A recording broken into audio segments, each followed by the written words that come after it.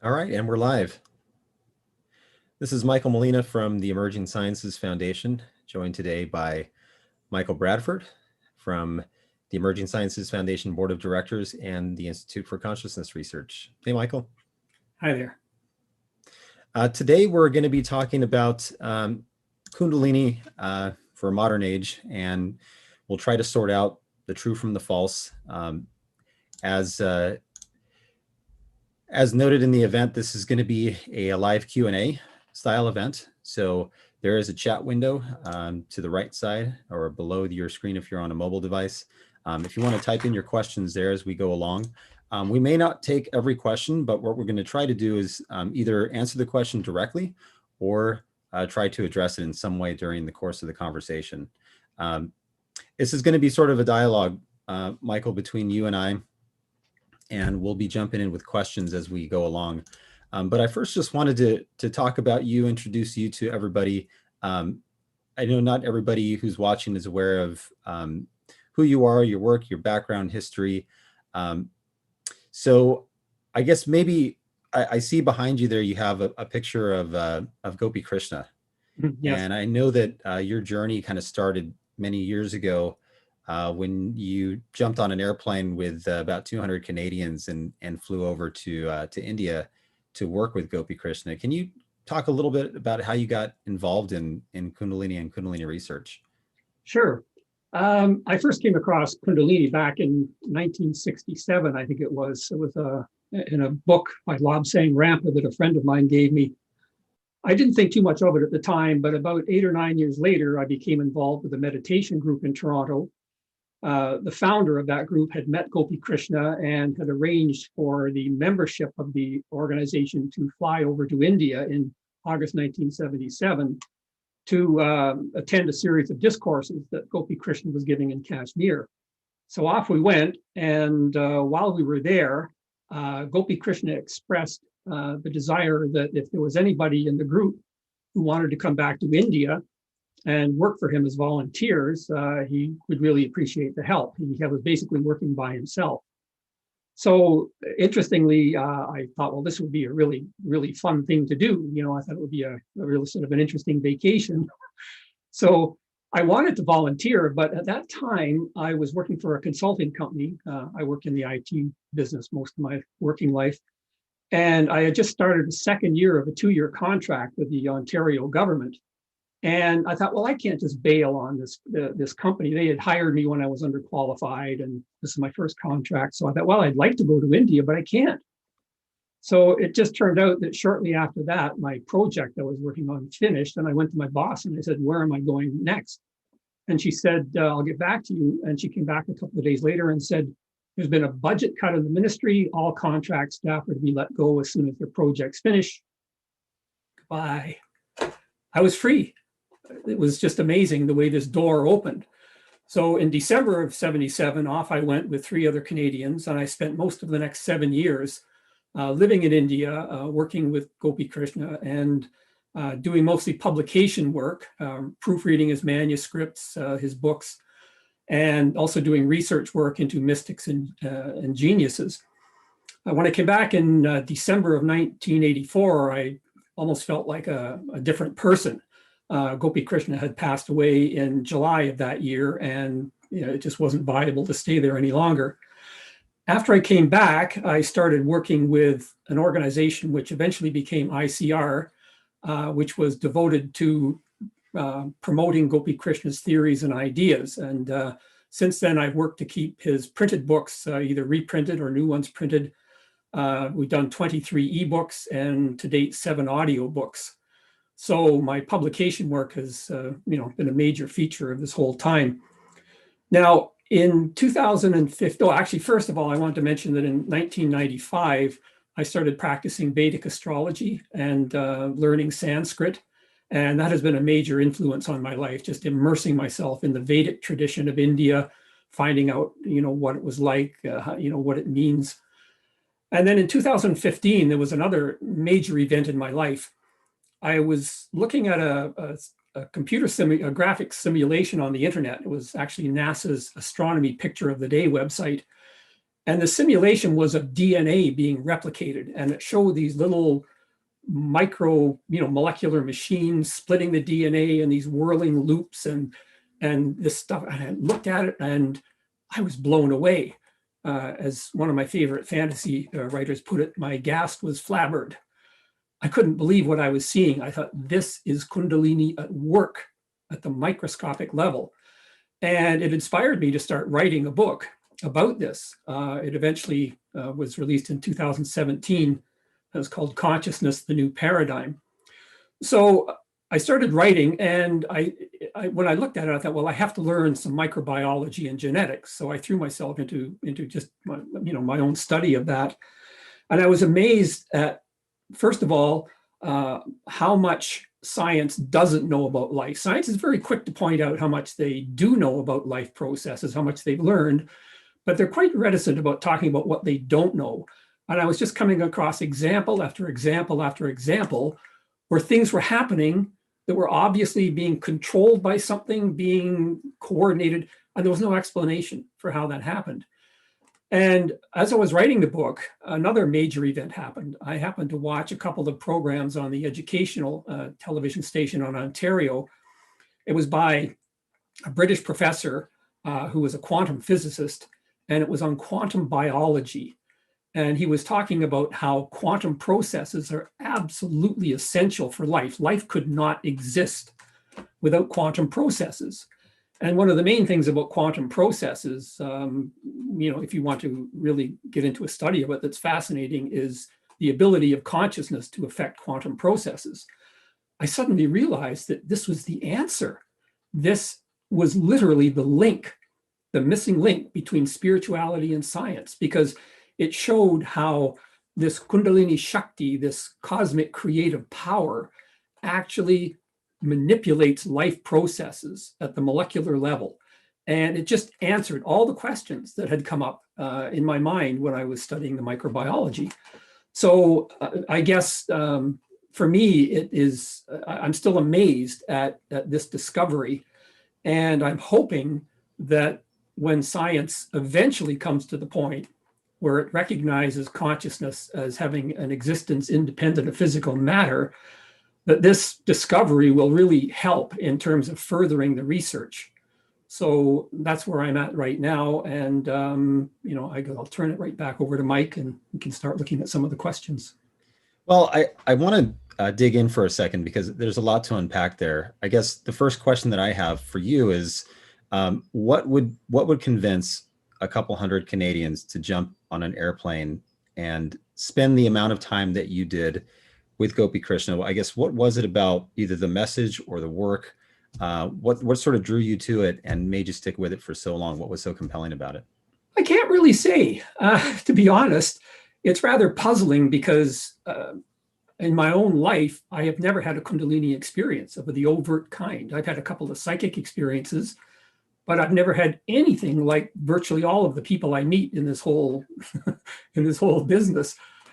Just about everybody else has had these really dramatic experiences. And in a way, it's a little bit funny, but I was almost tricked into going over initially because it was kind of put up that, whoa, you'll be going for 3 months and it's going to be a really interesting adventure and you'll have lots of fun. And then a few weeks before we were about to leave, they said, well, we really want you to go for a year instead. And I thought, what have I gotten myself into here?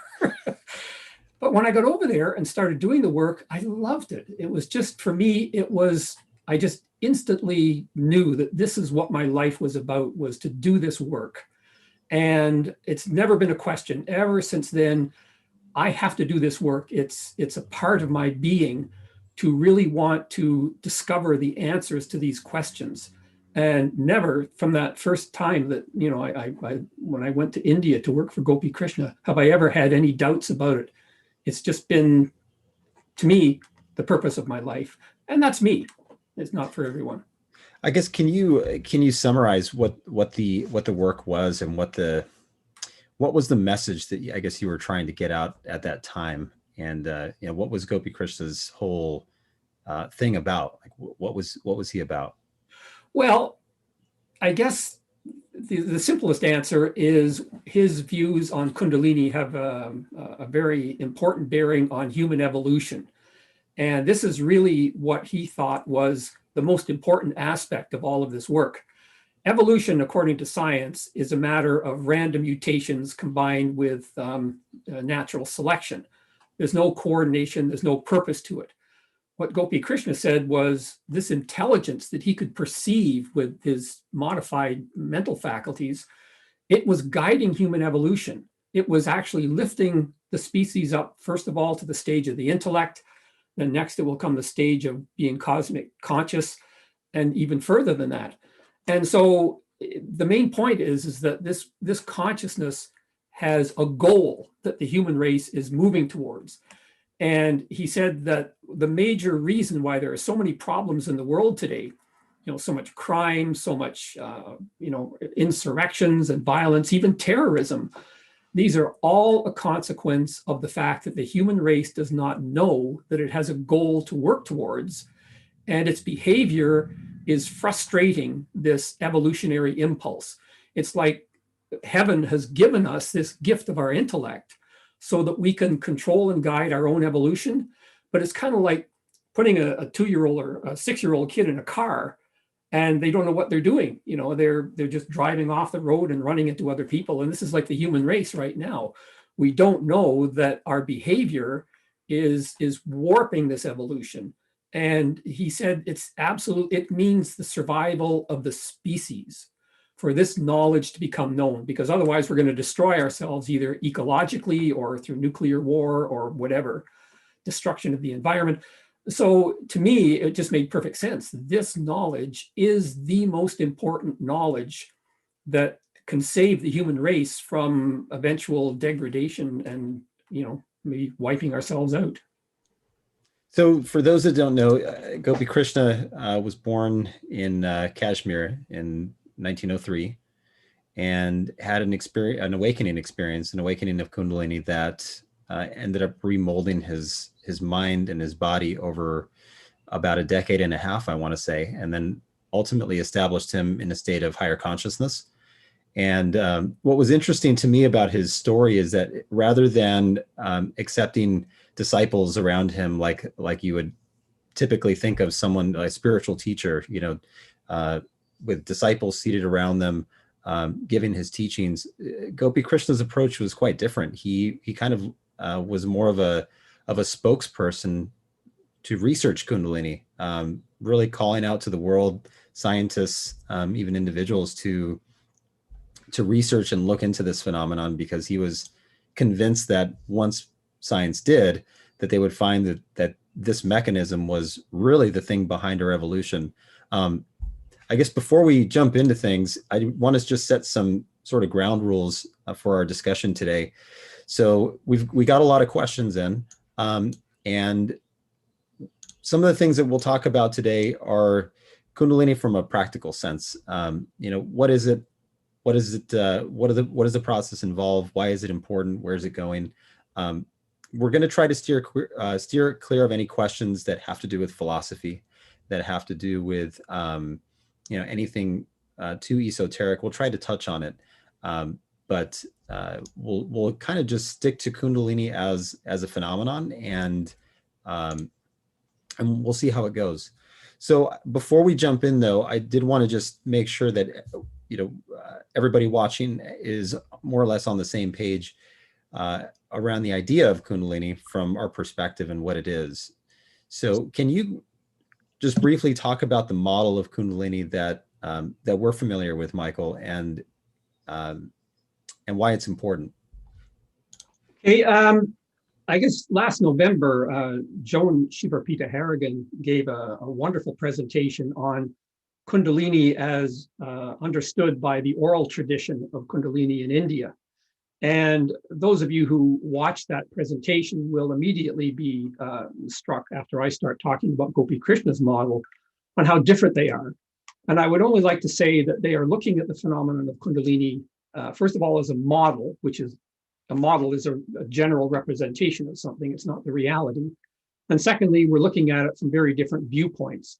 Joan's viewpoint was from the position of the oral tradition of Kundalini based upon the experience of the people who had founded that tradition, whereas Gopi Krishna's model was designed to encourage scientific research.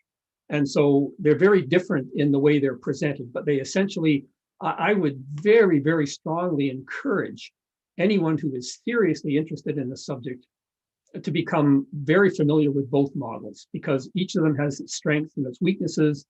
And to me, it's really important to keep an open mind about Kundalini, because we still have so much to learn about it. Before we can talk about Kundalini, we really have to discuss a little bit about the energy behind Kundalini. And science, of course, does not recognize any such energy, but virtually every major spiritual tradition talks about an energy in the body that has to do with life. In China, you have qi. In India, you have prana. And this energy is something that I think we are just on the verge of being able to directly measure and quantify and study. Some of the more exciting, or the most exciting things lately have been this imaging technology that ESF has been becoming involved with to try and further this research. So prana, I will focus on prana because my experience is with the Indian tradition.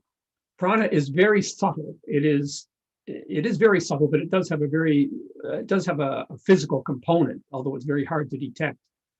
Gopi Krishna explained prana.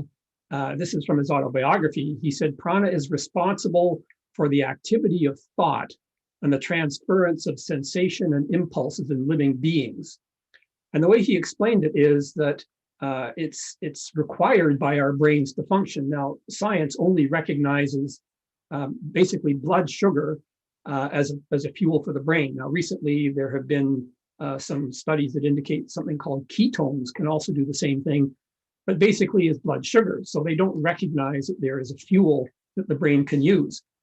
He said that this fuel is extracted from the body by the nervous system, by a limited number of nerves in the nervous system, and carried to the brain where it fuels our thought. So this whole question is, this prana is, we have to look at it from, first of all, where does it come from? How is it brought into the body?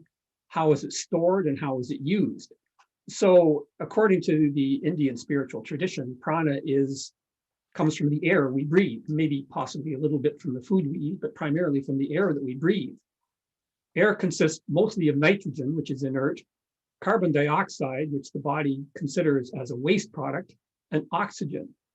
And given the fact that the circulatory system by the blood is bringing oxygen to all the cells of the body, it is almost certainly the case that this prana is very closely associated with oxygen in some way.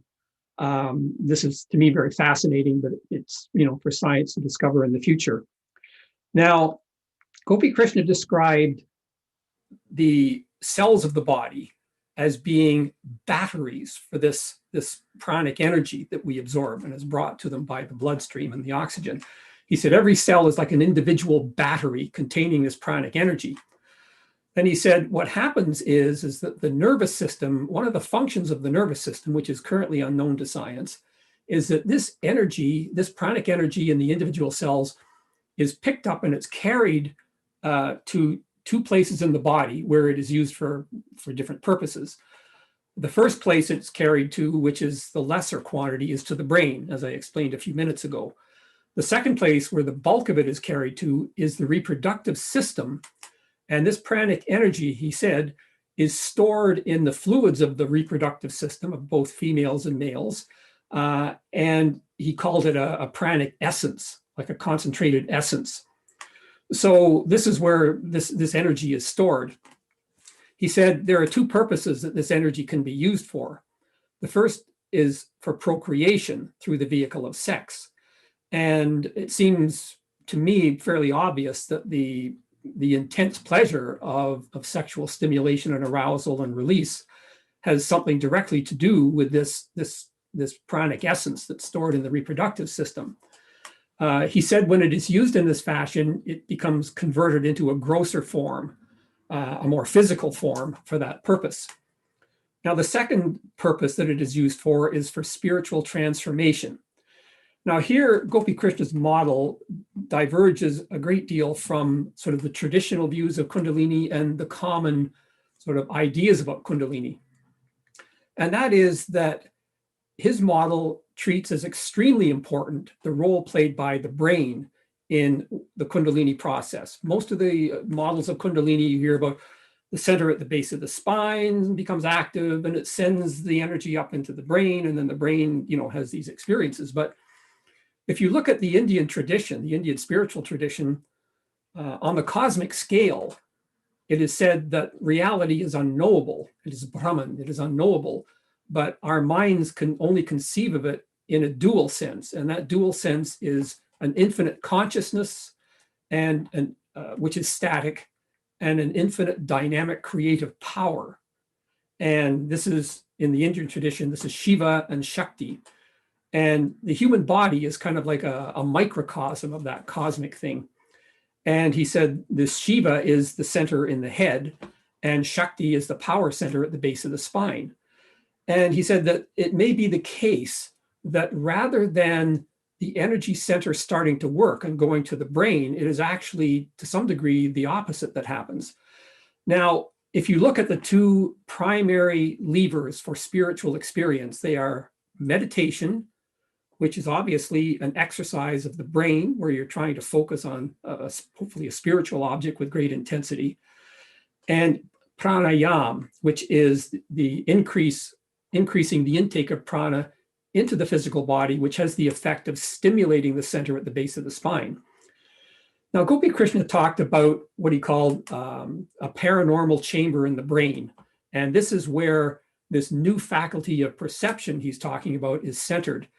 And just to say a few words about that, we have a very highly developed intellect.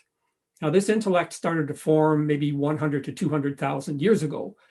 And it has become very highly developed in terms of our ability to understand the physical creation. But he said what is happening is evolution is proceeding to a new level where there's a new faculty of perception, cosmic consciousness, which is evolving in the brain, which will give us a totally different view of reality, where we perceive consciousness as the primary reality instead of physical matter. And he said the founders of all the major faiths and the great mystics, these were all more or less fully formed examples of this new faculty in human beings. So he said when meditation is done, it stimulates the brain.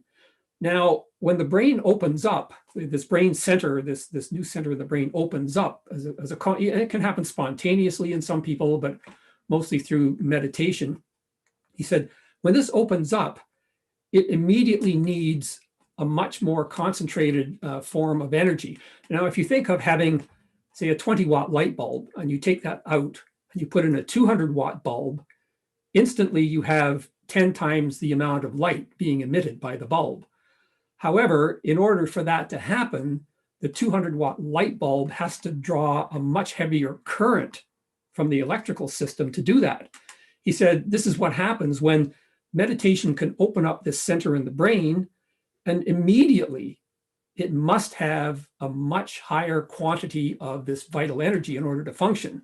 Now, it can't get it directly from the cells of the body because the nerves that do that are quite limited. What it does is it goes to the store of this energy in the reproductive system, and Kundalini at the base of the spine converts this concentrated pranic essence in the reproductive system into a refined, he described it as a radiation, a sublimated form of this essence, much finer, that sent up the spinal cord to the brain.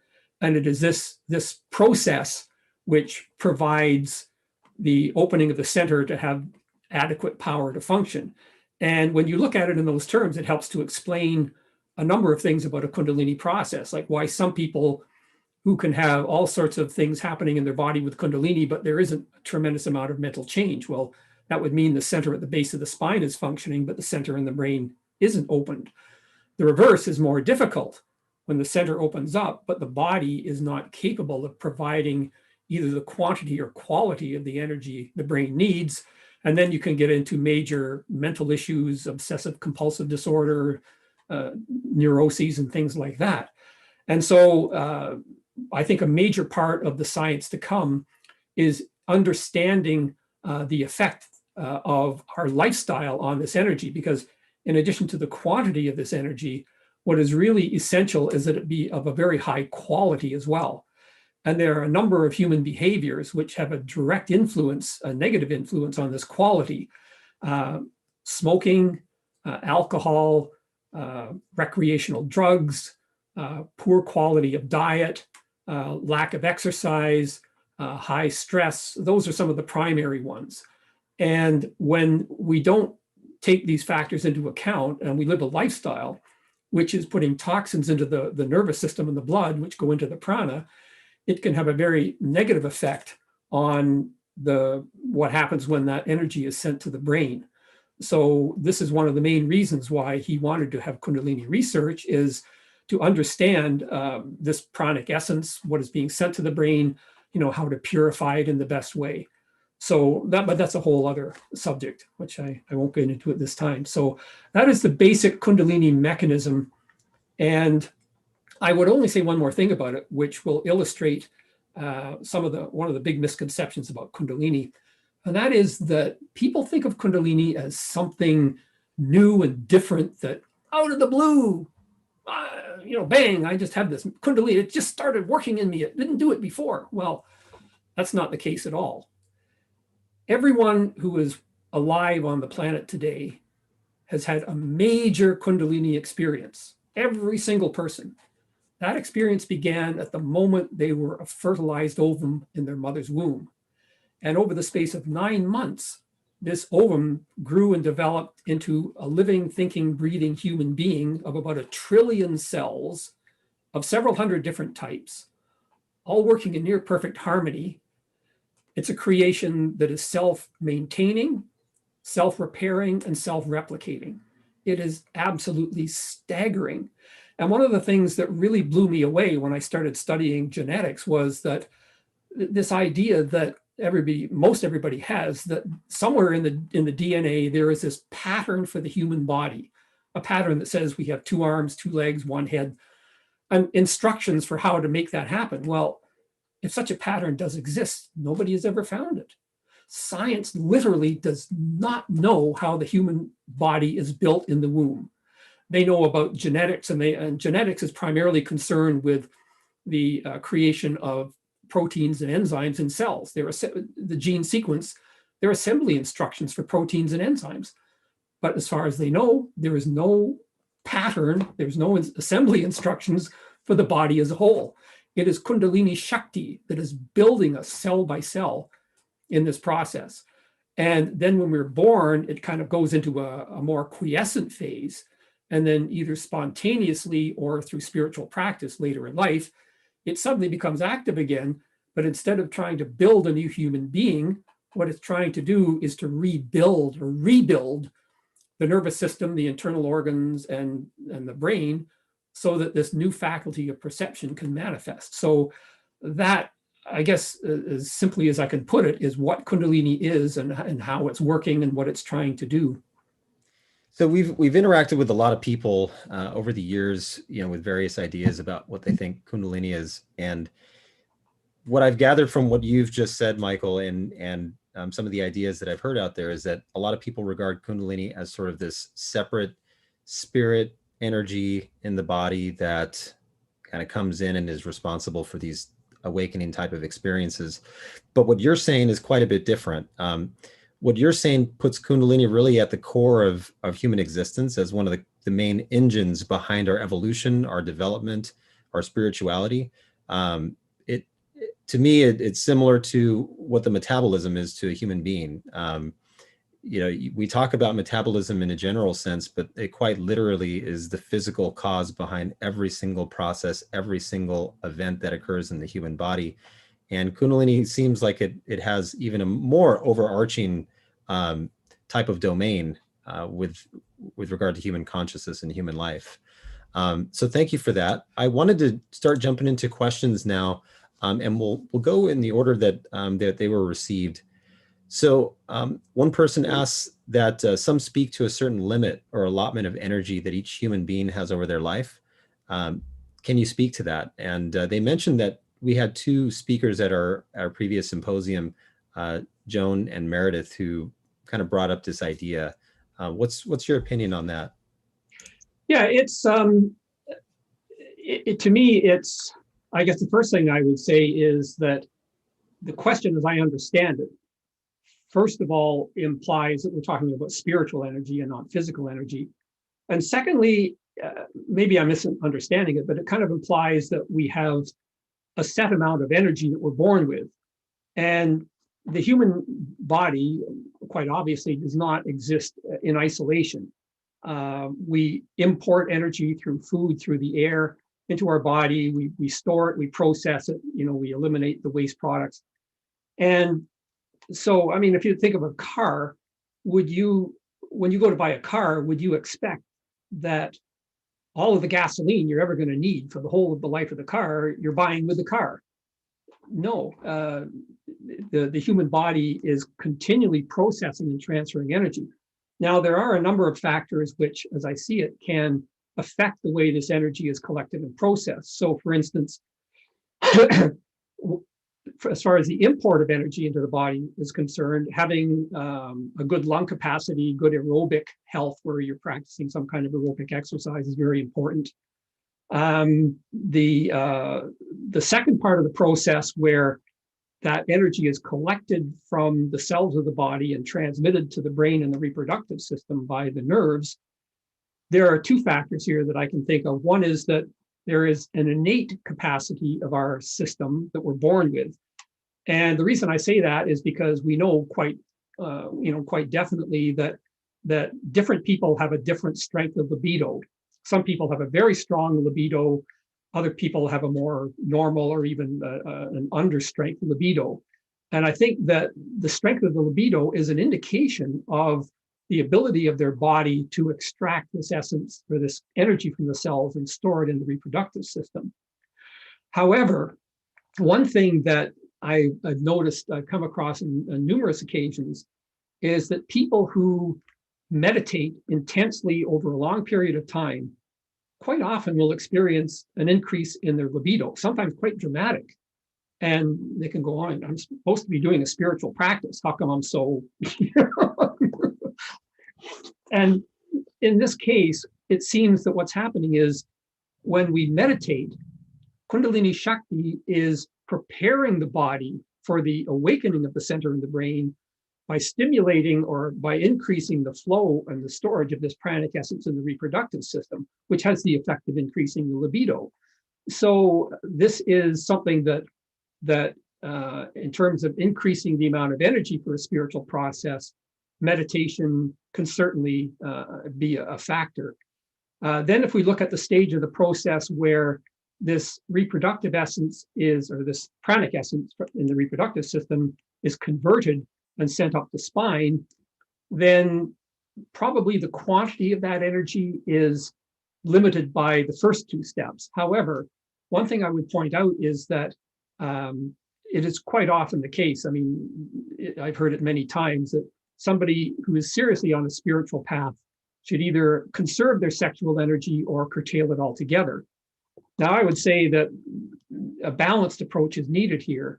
And if the person is undergoing a very dramatic, very powerful Kundalini experience where the center of the brain is opening up and the drain on the reproductive system is very high because it takes time for the body to adjust the nervous system to extract directly from the cells, it's extremely important for them to be celibate at that time, extremely important. But later on, when the nervous system is better able to extract the fuel it needs from the cells, then they can resume a more normal sexual life. But as Gopi Krishna pointed out, there's only a certain amount of energy stored in the reproductive system, and this energy can be used for physical or spiritual purposes. And that someone who is seriously on the path should do the best to limit their sexual activity to the point where it doesn't become a distraction. Like, they should be mindful of it. And, really to be aware that energy in our body is being used for two purposes, not just one. The last thing I would have to say about that question is that we have to take into account the ability of Kundalini herself, or Kundalini Shakti, which is the consciousness which controls these processes.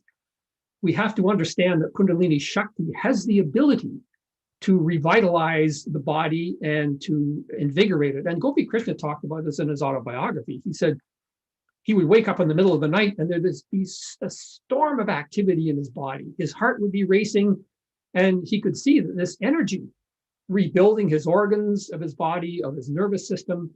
And when this Kundalini Shakti, to the limit that it is possible, it can do that. And he said that in someone in whom this transformation has gone to completion, they could expect to live to a much longer life than a normal human being, say even as much as 120 years.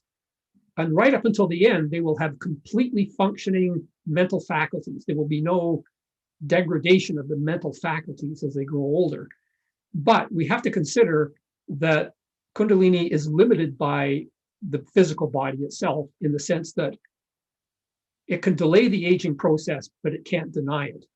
And if you start to look at microbiology and genetics, what happens is when a cell, be it a skin cell, a blood cell, whatever, when it's being replicated by the DNA, because of the way this machinery works, it can't get to the very end of the chromosome.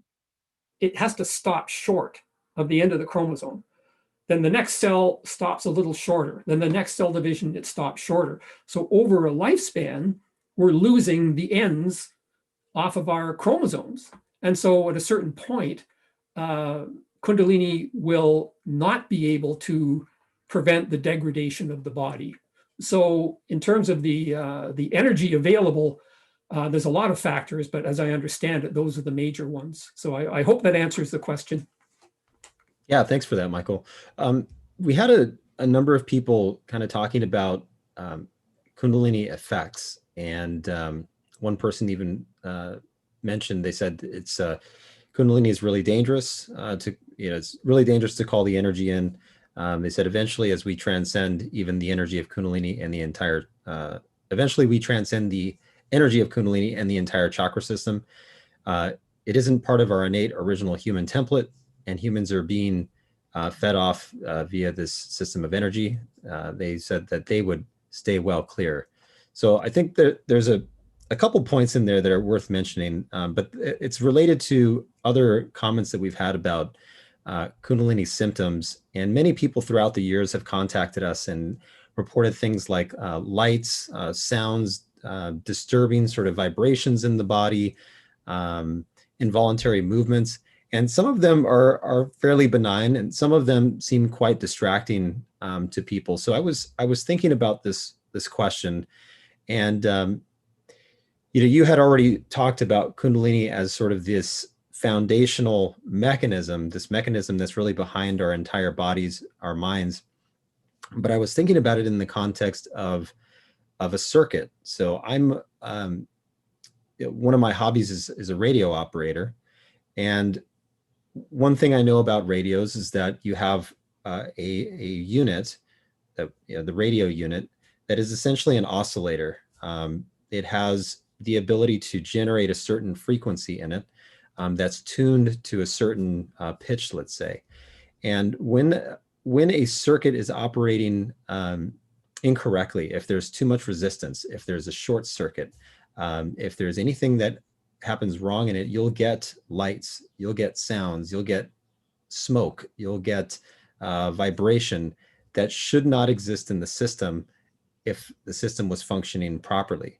And on the other hand, when when a radio is tuned properly, there's almost no perception of anything going on other than the radio properly working and being able to decode information from its environment into something meaningful. And it seemed to me that Kundalini is similar. Our research over the past few years shows that while these physical symptoms are correlated with what we would call a Kundalini awakening, and even somewhat correlated to higher consciousness, what we're finding is that there's actually a negative correlation with someone who is having a lot of physical symptoms like this, a lot of light, sound, vibration, when those things happen very intensely, what we're finding is that the process, it seems like it's actually hindering the process. In other words, there's a negative correlation between those types of experiences and higher consciousness. In other words, what people commonly think of as Kundalini symptoms may actually be more of a symptom of a system that's not tuned properly to the energy. So it could be mental and emotional blocks that need to be cleared. It could be heredity and genetics that are involved. It could be their environment. Maybe they're living in an environment that's not suitable to the awakening of this energy. And so, to me, it speaks more to this energy not functioning smoothly, rather than it being an actual sign of Kundalini itself. So that's sort of the analogy that I use. But Michael, in terms of someone mentioning that it isn't part of our innate original human template, and to steer clear of it, what's your take on that? Well, I already expressed the very obvious view that's totally the opposite, that Kundalini builds the human being in the womb. How can it not be an innate part of our nature? It is our very life essence itself. And to me, it's, when you understand that it is Kundalini that is doing that, it's not really, it's beyond the bounds of possibility that it could be something that's not innate to the body. One thing I want to point out, though, is that traditionally in ancient India, the lifestyle was very different. People lived an agrarian lifestyle. They mostly did physical labor. They weren't focusing their minds. They weren't. The food they were eating came straight out of the field. There weren't all these toxins in the environment. They weren't generally under high stress. And they didn't have a lot of junk food that they could munch on. And they didn't have, there were some, intoxicants that people could take. But in terms of the lifestyle they led, it was much more conducive to a positive Kundalini activity. So I think people who are seriously, interested in awakening Kundalini and, in having a positive experience of it, they really have to take those lifestyle factors into consideration. And, traditionally in India, if someone wanted to, be a disciple of a guru, the guru would take a couple of years before teaching the disciple advanced practices in terms of purifying their nervous system, of working out the psychological kinks in their mind that can, when Kundalini awakens, if you have a kind of like a psychological kink of some kind, it will magnify it. And so you really want to work on that stuff before you actually go, headlong into meditating hours and hours and hours every day and doing intense pranayama to awaken the energy. You really have to understand, and this is why I think it's so important to have the research, is that you have to understand why Kundalini is doing what it's doing, and you have to understand what is necessary for the human being to do to participate in this experience in order to make it work properly.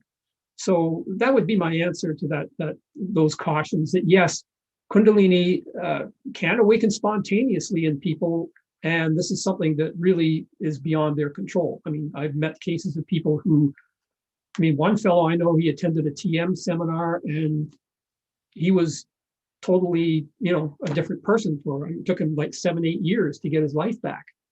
These kind of things can happen, but they're very rare of that intensity. But for the vast majority of people, I think they have to understand that Kundalini has an agenda, and that agenda is a very positive agenda. What Kundalini wants is for you to be more creative, to be more intelligent, to be happy, to have fulfillment in your life, to have a purpose that is satisfied. And these are what Kundalini wants the individual to have. It's just that without knowing what Kundalini is trying to do and how it's trying to do it, we create all these roadblocks. I kind of look at it in a way like before mankind knew about bacteria and microbes and viruses, we really didn't consider the cleanliness of our environment to be of any importance. You could live in filth, so what? No big deal. It was a bit unpleasant, but no big deal. Now we know that if you want to avoid, bacteria, microbes, pathogens and all that, and live a healthy life, you have to be very attentive to your cleanliness. Well, it's kind of like that with Kundalini. It requires a level of mental cleanliness and mental health that we have to be attentive to, and to look at what we do in our lives, the practices we do, our activities, and always look at them from the point of view, is this something that's going to help the process or hinder the process? So the awareness of the individual is extremely important in terms of how a Kundalini process will go. It's only one factor, but it is definitely a major factor.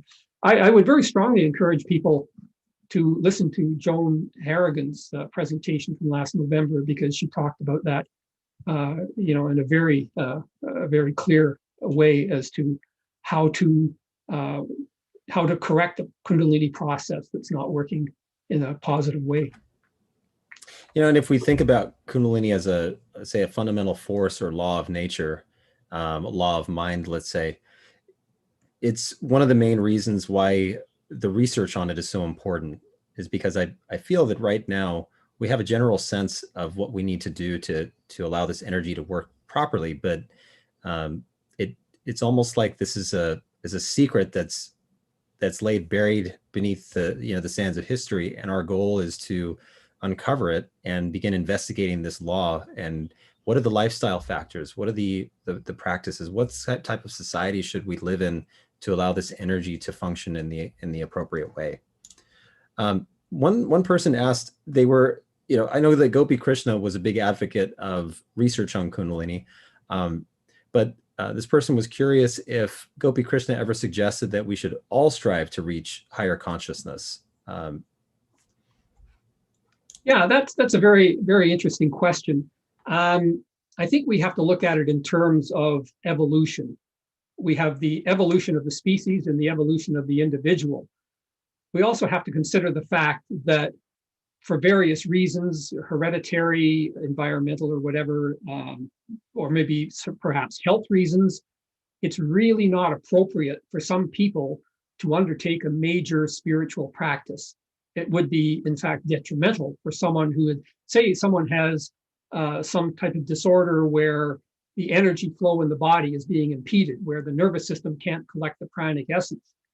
If they open up the center in the brain, but their body is totally incapable of providing the energy, it could be a real serious problem. So there are some people who really should not do intensive practices. However, I think that one of the things that Gopi Krishna pointed out was that for someone who is striving for spiritual experience, he said, we have to always keep in mind that there is this intelligence behind creation. And he said, this intelligence knows every cell in your body. It knows what's going on in every cell of your body. You can't fool it. You can't shortcut it. You can't do anything to get around what you have to do. And so for people who are not inclined towards an intense spiritual practice or are not suited for it, then it's really something that by working on becoming like the model of the human being to come, that they can advance their own evolution without doing a major overt awakening of Kundalini. And I would see myself as a case in point.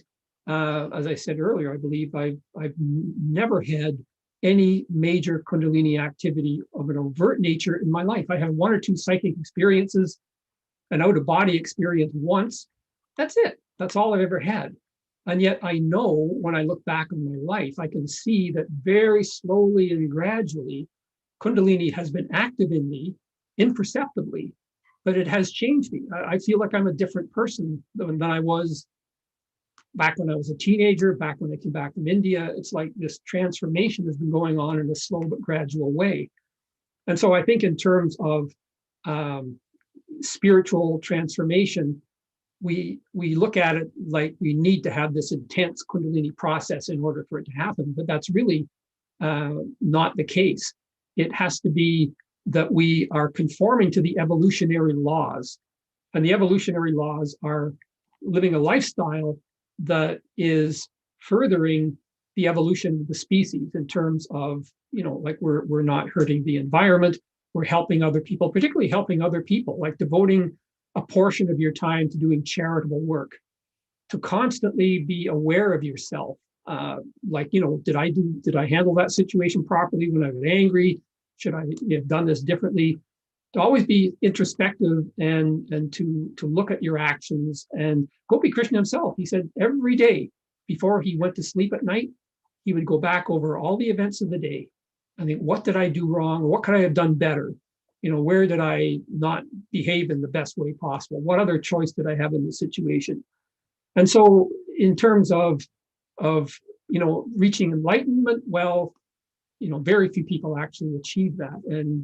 And I think we have to look at it like it's a slow and steady process. And even someone who isn't inclined or isn't suited for a major Kundalini process can still make major evolutionary gains, both for themselves and for the species. And there's a couple points there I think are important. One is that even in our preliminary research, one would think that the style of meditation, the intensity of your practices, how long you spend seated, focusing or in breathing exercises, one would think that those factors would play a major role in determining who would experience higher consciousness or have one of these spiritual awakenings. And at least in some of our preliminary research, what we're finding is that those things are really not as nearly as important as your belief systems, your views, the fundamental morality behind your worldview, and you're again going back to your belief systems. If you have a more compassionate mindset, if you approach life with compassion, as you mentioned the example with Gopi Krishna, if you are focused on being a better person, these types of things seem to be much more indicative or predictive, let's say, of having a spiritual awakening or an experience of higher consciousness. And I think it goes back to really the fundamentals of the Indian tradition and really all religious and spiritual traditions, which is to try to remold your moral faculties before you try to achieve something grand. And the second point is, I like to think of this using the analogy of the town, the valley, and the mountain. So the town represents the distractions of our daily life, the base of our human life. It's our survival, it's our existence. And I think that most people sort of live in, let's say, the town mindset, where they're not really focused on achieving anything or spiritual seeking, those types of things. The valley represents a gradual, gentle approach to spirituality, where someone is seeking God within. They are curious. They've been smitten by the beauty of the divine, and they wander those fields when they can. They will smell those flowers, when they can. And some people have an easier time going from the town to the valley and enjoying time there. But there are a few, and sometimes it happens by chance, sometimes maybe intentionally, or someone really strives for a spiritual awakening and ends up on this path from the valley to the mountain. And in very few cases in human history, we've had individuals reach the top of the mountain. Some people are able to stay there in that elevated state of higher consciousness forever. That's throughout their lives, and that's very rare.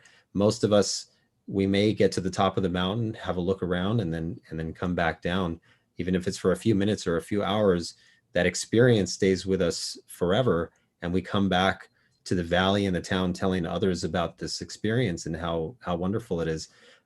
But depending on the constitution of the individual, it may be something where it's prohibitive to go from the valley to the mountain, and in fact may be very difficult. So I think the research really is, how do we increase the strength, the endurance, the capacity of a human being to ascend the mountain of higher consciousness and have the entire species able to exist there and persist there.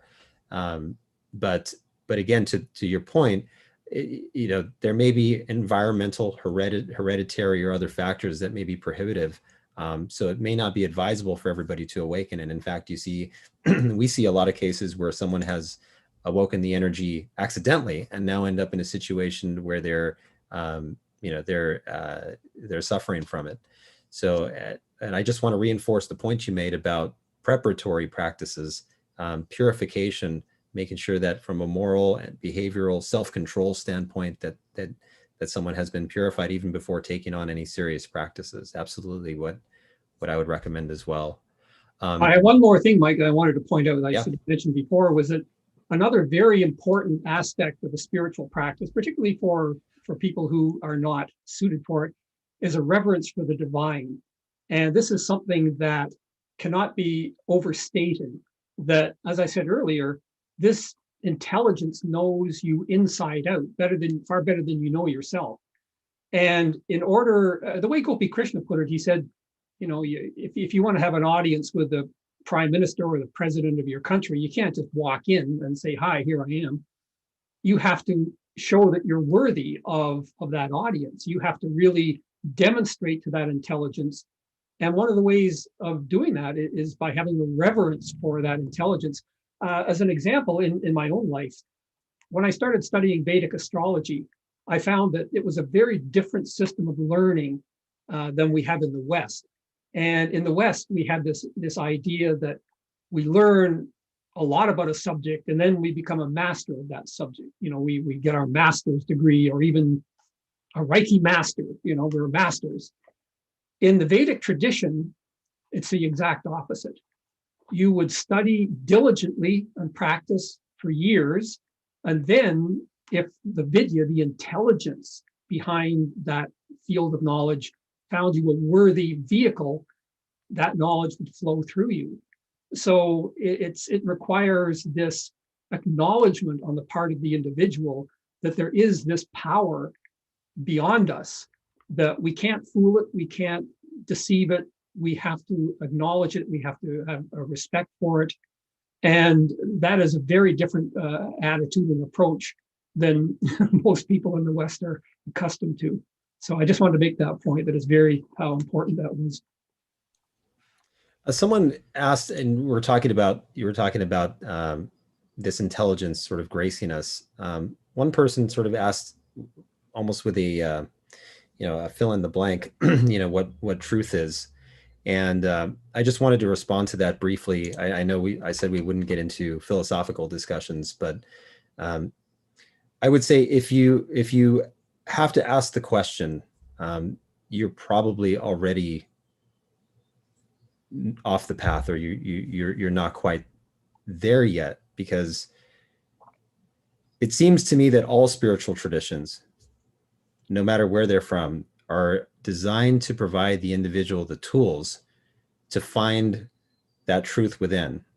And if you have to seek externally to find that truth, that's where we get into religious fundamentalism. That's where we start relying on others to tell us how we should live our lives, where we're not seeking that truth from within. So I would just respond to that and say, go back to the spiritual traditions of this world. Look at history, and they are all pointing to the same thing, which is that if you want to find that ultimate truth, you can't find it outside of yourself. You need to go through this transformation within, seek within with humility. And as you stated, Michael Bradford, if that energy deems you a worthy vehicle, the doors will open and you'll get a glimpse. And a lot of people are kind of discouraged by that, because they say, well, maybe the chances of me achieving this in my lifetime are low. Maybe I don't have, what it takes to have this awakening. And I always tell people, don't worry about that, because one way or the other, you're going to have this experience, either while you're breathing, or when the doors are finally open, when you take your last breath, you will step into the truth. So don't worry about it. Just keep marching forward and keep pushing our species forward one step at a time, and just do your part and see what happens. Another question here. Some people have had the experience of contact with non-human intelligences after a Kundalini awakening. How often does this occur? I can just speak to that briefly and say that in our research, experiences like out-of-body, near-death experiences are surprisingly correlated with even elevated spiritual experiences. So in other words, if you've had an out-of-body experience, maybe a near death or contact with, some sort of non-human intelligence, there is some correlation there. But, I think that, at least from my own experience, this Kundalini awakening and the entry into a higher plane of consciousness, as a species, it is really a closed door to us right now. We don't know what lies beyond that threshold. And it could be that after the experience of higher consciousness being established in it, that human beings may come in touch with other intelligences that we really don't understand right now. It could be that perhaps descriptions of historical descriptions of what we call angels or other worldly forces, divine forces, then become perceptible to the individual. But I think that the preliminary step is to understand how to get from normal human consciousness and achieve higher consciousness. How do we do that individually and as a species? But Michael, I don't know if you had anything to weigh in on that one. Not too much. I think you've answered the question fairly well. When we're dealing with something like discarnate entities, it's very difficult to know what we're dealing with. And this is why I'm always very suspicious of things like Ouija boards and seances and all that. You just don't know what you're dealing with. It could be someone, a discarnate spirit who's sincere and wants to help you, or it could be with something that wants to cause you trouble. And I personally, my own personal feeling is not to dwell on it, not to spend any time on it. If you had that kind of experience, acknowledge it. Yeah, I've had this experience. And as Mike said, I just wanted to point out that near-death experiences and out of body, they are something that can cause the center in the brain to open up, in a very dramatic way. But as I said, it's better to not focus on what these things are, to just acknowledge them and then move on to, a more productive practice of some kind. Another question here, trauma, and this is an interesting one. So trauma is often associated with spiritual awakening and Kundalini awakening. What role does dissociation and effective trauma have in the awakening process? And then how can dissociation be integrated for maximum integration necessary for a spiritual awakening?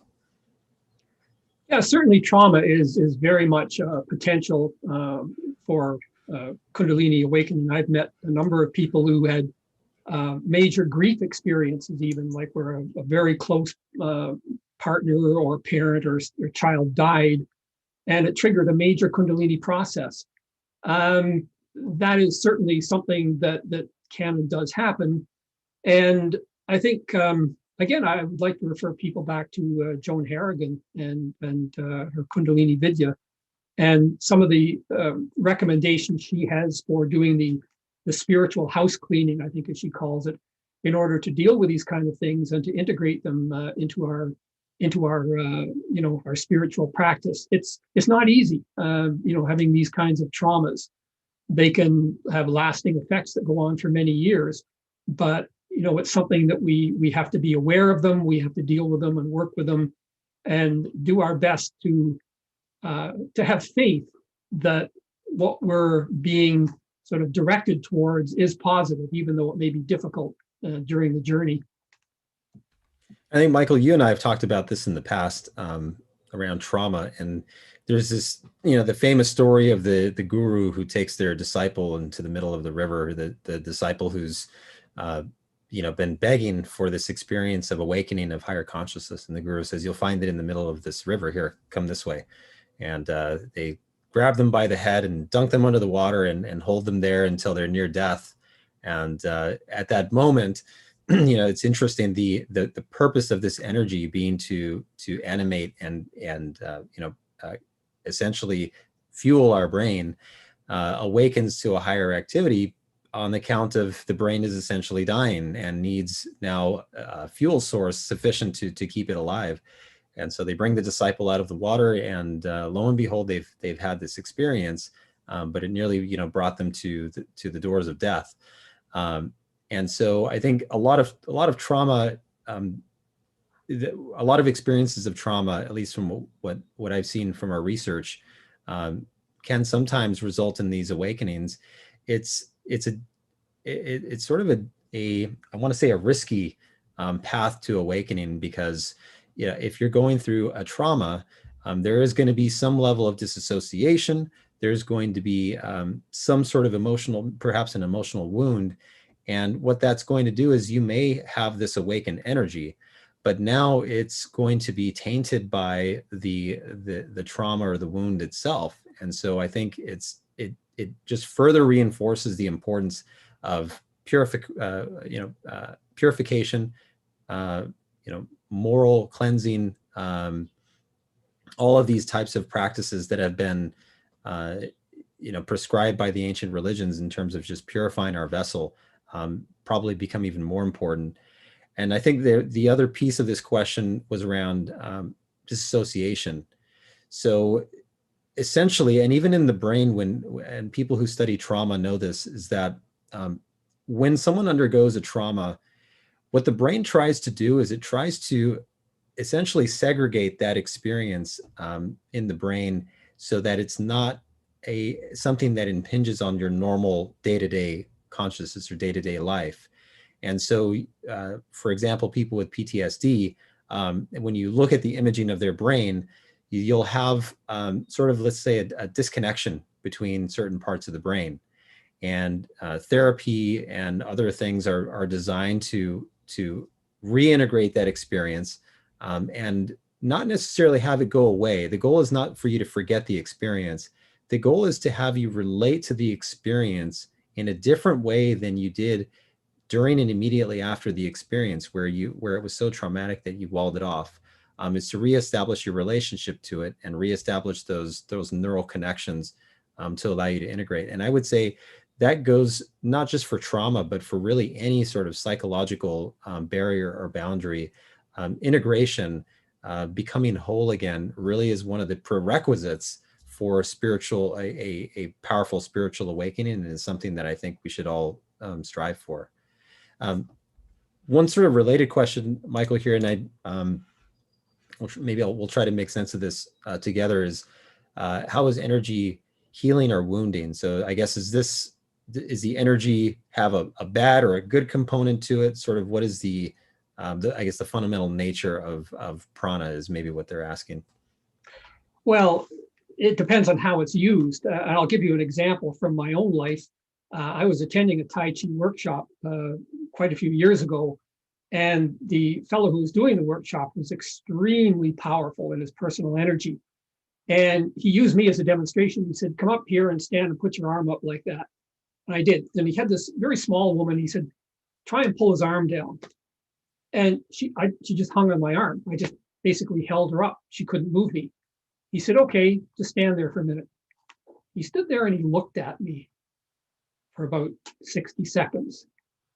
And then he said, "Do it again." I put up my arm and she came along.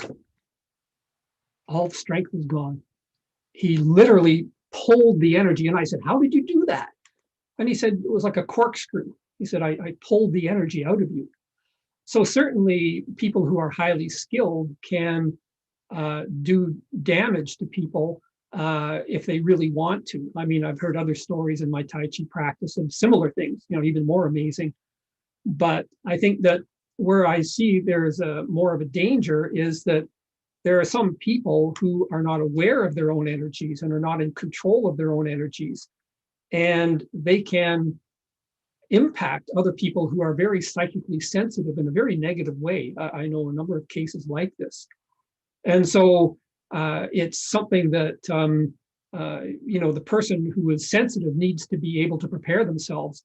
Even Gopi Krishna, one time he was in Germany, and he was supposed to be giving a talk at some particular place, and they drove him to the building, and he suddenly felt absolutely awful. He could barely function. And later on, they found out that that building had been used in the Second World War by the SS. Probably many people were tortured. And he said, "You should have told me about that." He said, "If I had known about it, I could have protected myself before going in." So even people who are at that stage can be susceptible to these kind of negative energy influences. So in terms of what you can do about it, I think awareness is the only thing I can suggest. That it's really important both for the person who is sensitive to be aware of what is happening to them, and hopefully for the person who is doing the damage to be aware that they can do damage to other people. It's a very difficult subject, really. Here's another one. It says, how can I make sure that what I've been experiencing is a Kundalini awakening or a neurological disease? They want to know, how can I help or facilitate the process if it really is Kundalini? What can they expect? Can they end the process and remain healthy, and will it ever stop? Well, general consensus that I believe in is that once Kundalini is doing what it's doing, you can't stop it. There are certain medications you can take that can suppress the Kundalini process, but the toll they take on the body is probably worse than what it would have been if you hadn't taken them.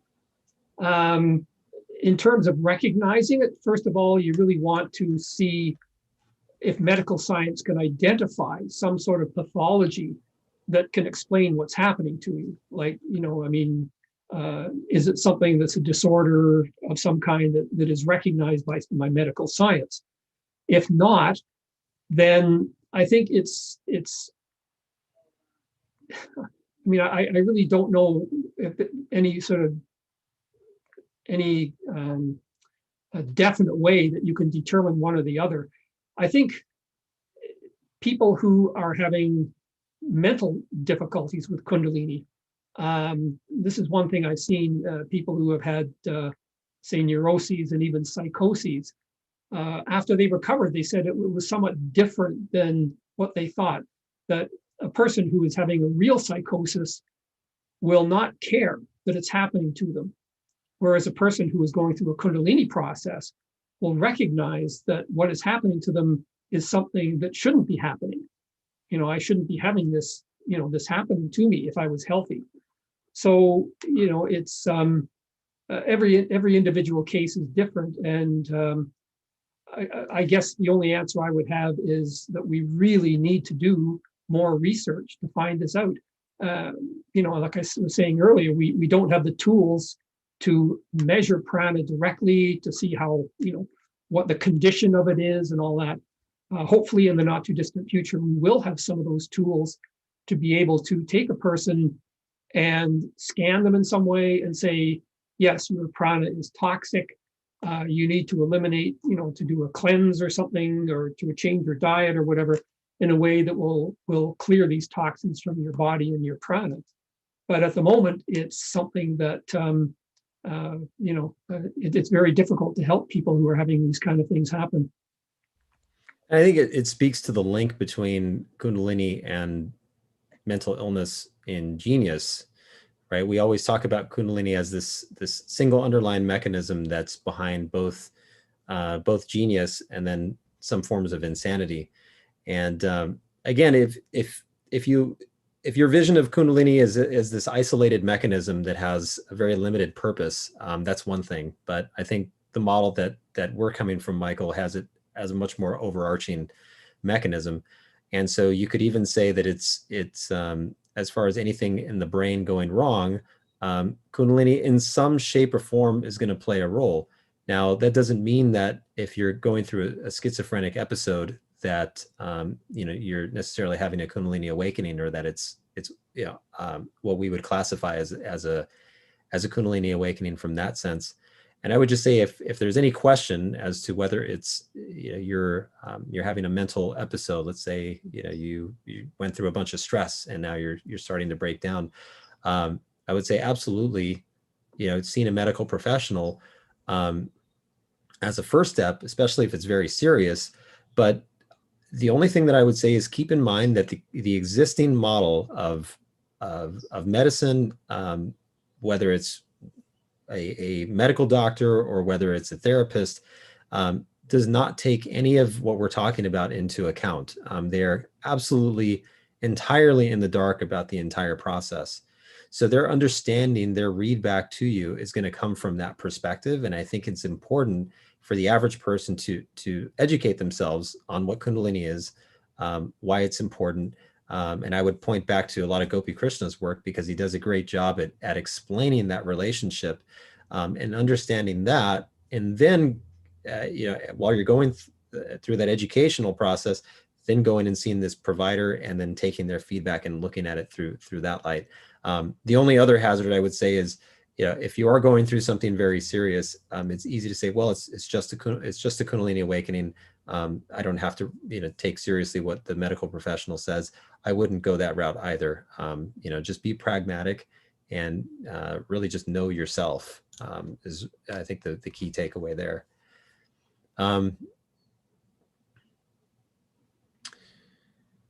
So there was another question here about some fairly esoteric things.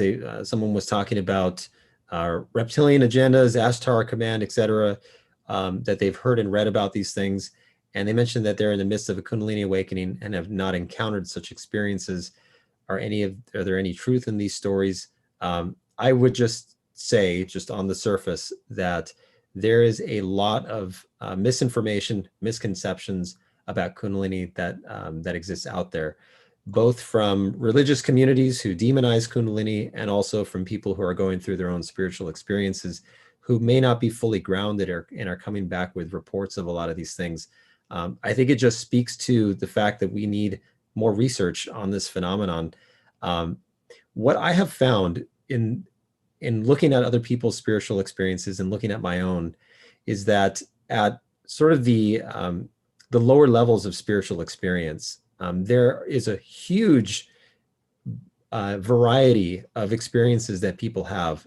Some people, with angels and energies and, otherworldly beings, and it's all over the place. But what I found is that as you look at this evolution that occurs in individuals where they're approaching higher consciousness, there is more and more uniformity in that sense.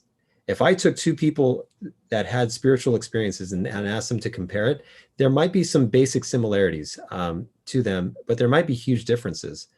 But what I found is that if you take two people with the experience of higher consciousness and bring those people together, and as Michael Bradford defined before, that's the experience where consciousness is seen as the primary reality. There is quite a bit of uniformity, of congruence when those people compare notes. Their experiences are oftentimes very similar, especially in their fundamental nature, when they experience consciousness and intelligence and things like that. And so, again, I think all of these experiences are sort of trending to this singular experience of higher consciousness, where we will have more uniformity and not so much variety in the experience. On the other hand, every single person's experience of awakening is going to be different. And so we may open the door to a whole new world of spiritual experiences, but I think the foundation of it, the experience of higher consciousness, is fairly uniform, and at least those that we've studied and encountered. Michael, I don't know if you have anything to add on that one.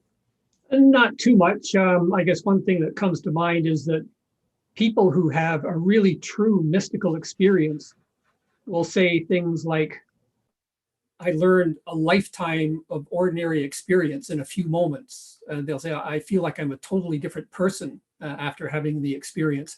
It really changes a person to the roots of their being if it's a real genuine, mystical experience. It's something that, other experiences just can in no way compare to. So I just thought I would add that. Here's a question that comes up pretty often. What is the difference between prana and Kundalini energy? Well, I guess, first of all, you have to understand that in the in the general scheme of things, there is the cosmic form of prana and Kundalini. So you have Kundalini Shakti and the cosmic form of the prana. These are pure consciousness. They have no physical component whatsoever. They are pure consciousness. They can only influence the body, I believe, through these quantum processes I was talking about. They are infinitely intelligent. And when I was writing my book, I tried to deal with this issue. And when I thought about it, I thought, well, it makes, when I looked at what was going on, say, in cell division and the way that these processes were working, I saw, well, yeah, that's sort of one mode of functioning of Shakti. And then when I looked at Kundalini Shakti, which is the process of reproduction and the development of the fetus in the womb, I thought Kundalini it's a very different mode of functioning. And so what I decided to do was to label it in the sense that prana Shakti is that aspect of Shakti which maintains the physical body. It literally carries on the working of the body every second of every day. Kundalini Shakti is concerned with creation and not maintenance. Now, that's one way to look at it. It helps me to kind of understand what's going on. But then you have the individual prana and you have the individual Kundalini. And this whole business of prana, it's just, it drives me crazy. I mean, in India, you have there are 5 pranas, one of which is actually called prana. You have apana, udana, vyana, samana. These are all ways of labeling prana in terms of its function. So one of the aspects of function, udana, has to do with what's going on in the upper body. Samana has to do with circulation, and so on. So prana is seen to have, and the prana aspect of the 5 is for respiration. So you got this term that's used in 3 or 4 different ways. And the way I see it is, I've already talked about prana in the sense of this energy that is associated with oxygen, that's imported into the cells of the body, that's concentrated into an essence in the reproductive system. Kundalini, to me, is the mechanism which converts that energy, that essence, into a fuel for the brain. So, it's one of the most difficult aspects of this whole business is nomenclature. And I just shake my head sometimes when I see somebody using a term and they use it incorrectly, and all it does is create confusion. It's something that I think one of the most essential needs of the research to be done is to establish a whole new nomenclature using terms that are not used by anybody else at present. A good example you can see here is in Georg Fierstein's Dictionary of Yoga. To me, that's a Bible. I love that book. And he takes all these Sanskrit terms and he'll say, oh, this term used by the Sankhya system in this way, used by classical yoga in this way, used by blah, blah. And you just go, oh my God, even within the Indian tradition, there's 2, 3, 4 different ways of defining these terms. and it's even worse when Westerners use an English translation for a term in Sanskrit that doesn't have the same meaning. So there was one example that really came to my mind. There was a British filmmaker, a scientist, and he was doing a documentary. And at the beginning of the documentary, he said that according to the Vedas, first there was the creation and then there were the gods. And he said, this shows that science was right and you have the Big Bang and everything came from it. Now, just a minute here, that doesn't sound right. And so I found the passage in the Rig Veda in Sanskrit where it had said that. And I realized that the term that was used for gods was Deva. Deva literally means shining one. And if you look at Georg Fierstein's dictionary, he said it can either mean a universal deity like Shakti or Shiva or whatever, or it can mean a lesser deity, which The English equivalent would be more like angels or devils or something like that. And so what this Sanskrit, what the Veda meant was that it was these lesser beings, these angels or demons or whatever, that came after the creation. But anyone who really knows Sanskrit would realize that. And so here was somebody who has this film out there that's telling people that the Vedas support the idea of the Big Bang. And it's all because he doesn't understand Sanskrit. You know, he didn't take the time to really investigate it. And as I say, a little knowledge is a dangerous thing. So, you know, as far as what prana is, what Kundalini is, I'm still not totally clear on it in my mind. I've tried to categorize them in the way of prana Shakti and Kundalini Shakti as being intelligence only aspects of Shakti. And then there's the individual form of each in the body, but it's something I have to confess, you know, I'm not even that clear on it myself. So Yeah, the way that I kind of look at it, and there's some analogies that have helped me sort of verbalize it, is that yeah, one of the universe has some fundamental forces associated with it that were, you know, here from the beginning. One of them is electromagnetism, and just using that as an example. So electromagnetism fundamentally has to do with charges that particles have, either positive or negative charge.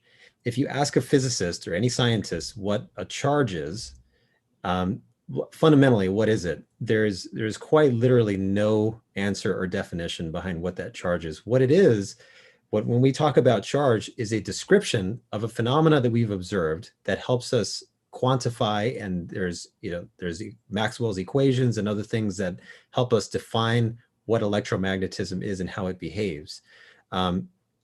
But it is as if the universe has a tendency for electromagnetism to occur within particles and then on larger levels. And in fact, if you take it to the macro level, you have things like a cell phone or the computer or device that folks are watching us with right now. That's electromagnetism in action. Now that it's fairly well understood, at least how to use it. Kundalini is similar in the sense that, to me, it is a tendency towards evolution. It is a tendency towards an upward spiral of evolving structure in terms of our consciousness and our intelligence. And so from that sense, it is a fundamental force of the universe, perhaps more fundamental than the physical forces are. Mm-hmm. And so when Kundalini becomes, when you talk about it now in action, we talk about it manifesting in the human body as Shakti, which is essentially the vehicle for this tendency of evolution as it's working in our own physical bodies. It is as if the universe has designed this entire realm that we exist in, the physical universe, as sort of an evolution chamber for consciousness to manifest in. And that's sort of the way that I kind of envision it. So when people talk about, Kundalini, what we're talking about typically is Kundalini's operation in the body, how it's affecting our spiritual awakening. But I think the other side of it is the universal aspect of Kundalini as this fundamental force of evolution that exists in the universe. So at least that's helped me sort of understand it from that perspective. Question here, someone wanted us just to talk about Ojas from the golden flower. I don't know if you have anything to add on that.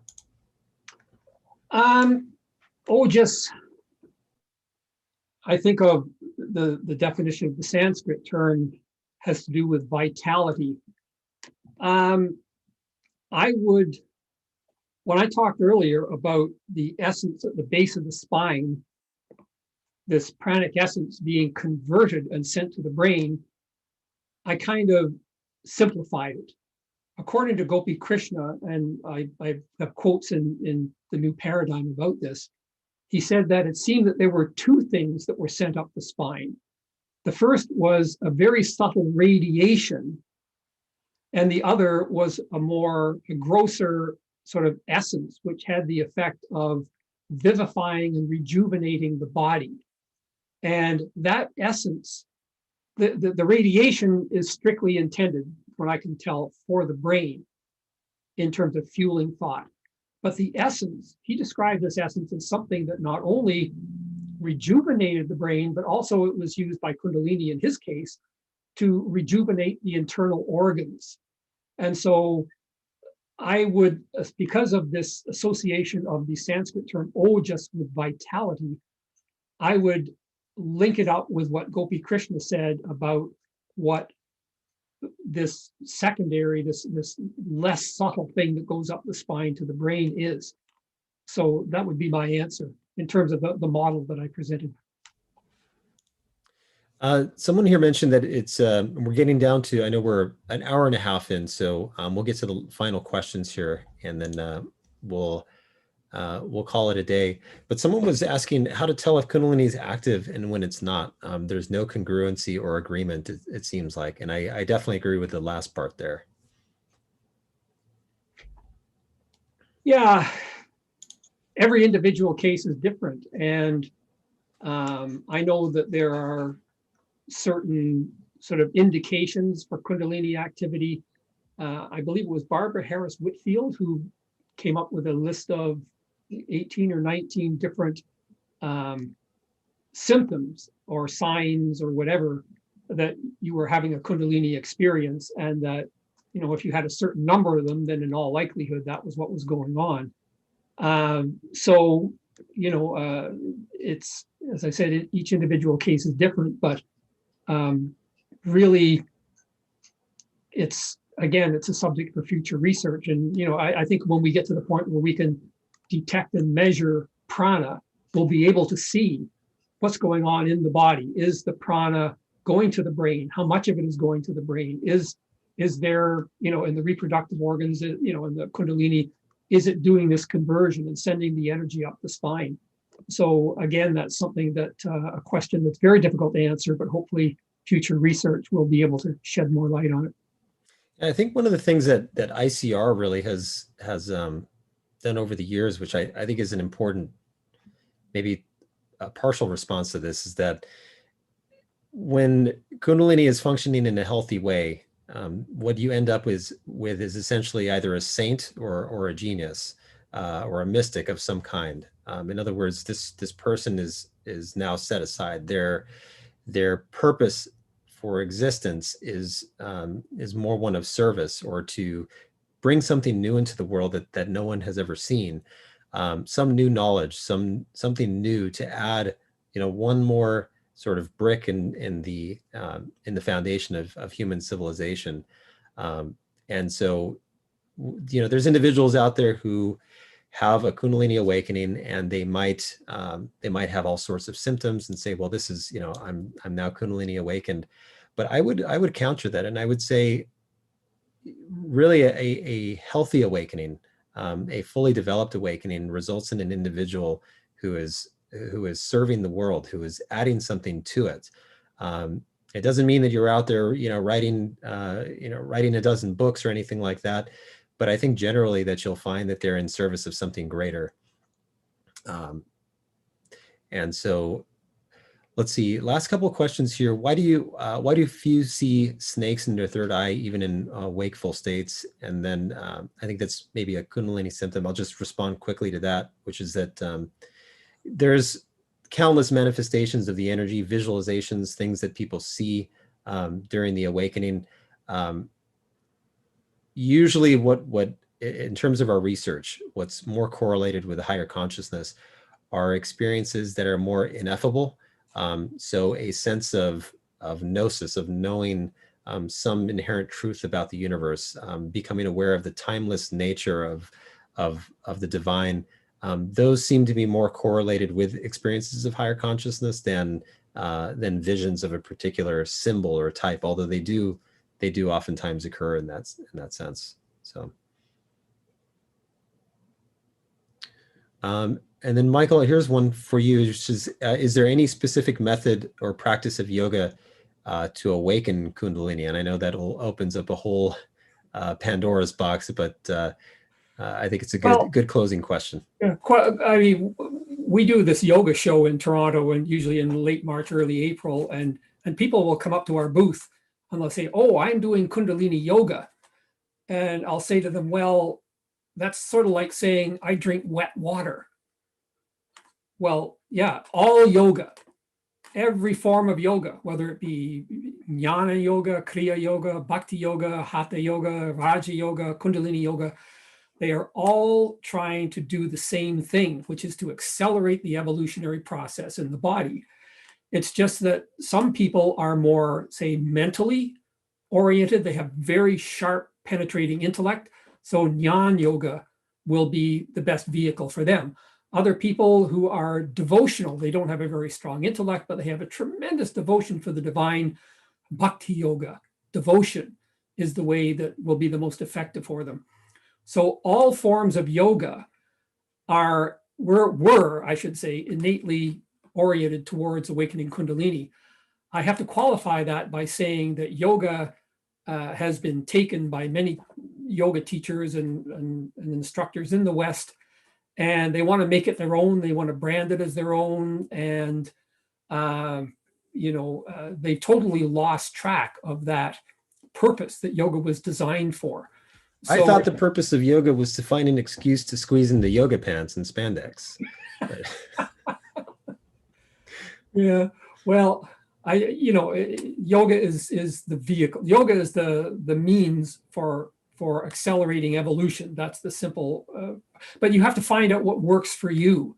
So as far as a particular yoga practice, first of all, you want to know, what is Kundalini trying to do? How is it trying to do it? And how does that fit in with myself? Is it something that, is this particular practice something that I feel I'm compelled to do, that I feel an attraction for doing, or is it something that I don't, I really don't have any interest in? So I think it's a very individual thing as to what type of yoga practices are the most efficient. But again, it's really important to keep in mind what the goal is, what you're trying to achieve. And then if somebody says to you, well, you will become enlightened if you repeat this mantra 867,000 times, you go, no, I don't think so. Well, on that note, there's the practices that someone does. So the Emerging Sciences Foundation, right now, we are working on developing a protocol of practices that someone could take on to study this exact subject. So the assumption that we're making is that there is no silver bullet. There's no one mantra that you can hand out to the world and have everybody awaken. The assumption that we're working on is essentially what you stated, Michael, which is that everybody comes from a different background. They have a different constitution, and there may be a set of general recommendations. But I think that there's a huge component of this that has to do with knowing yourself, understanding what your strengths and weaknesses are, understanding what works for you and what doesn't work for you in the context of a spiritual practice, and then using your body and your mind as the laboratory and you as the scientist to now study this process within.